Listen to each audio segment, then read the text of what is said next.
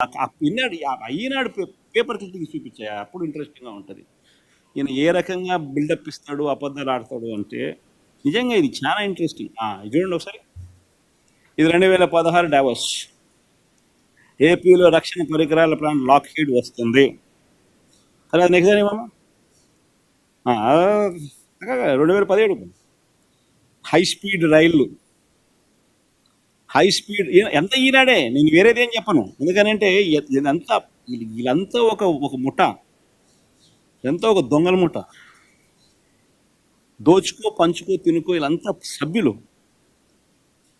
మభ్య పెట్టడం, మోసం చేయడం, అబద్ధాలు ఆడడం వీళ్ళందరికీ పరిపాటు. అందుకని అందరికి తెలియాలి కూడా. 2017 హైబ్రిడ్ క్లౌడ్. ఇంతకుముందు హై స్పీడ్ రైళ్ళు అన్నాం, దాని ముందు హై స్పీడ్ రైళ్ల కర్మాగారం.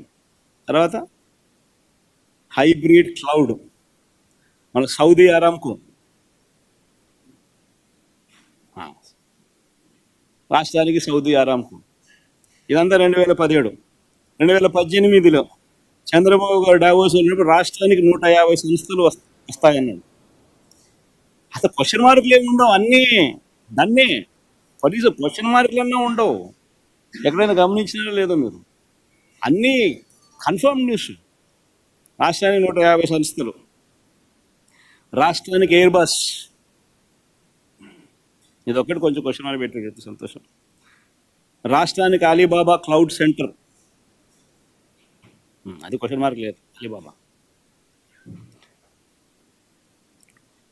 2019 జనవరిలో కూడా మొన్న పోయాడు, ఎన్నికలు అయిపోక మునుపు. హ్యాపీగా ఏపీకి, రాష్ట్రానికి జెన్పాక్ట్. హ్యాపీగా ఏపీకి జెన్పాక్ట్. ఇది ఈ మాదిరిగా బిల్డప్ ఇవ్వడం చంద్రబాబు నాయుడుకి ఏమాత్రం కొత్తగా. అబద్ధాలు చెప్పడం, మోసం చేయడం,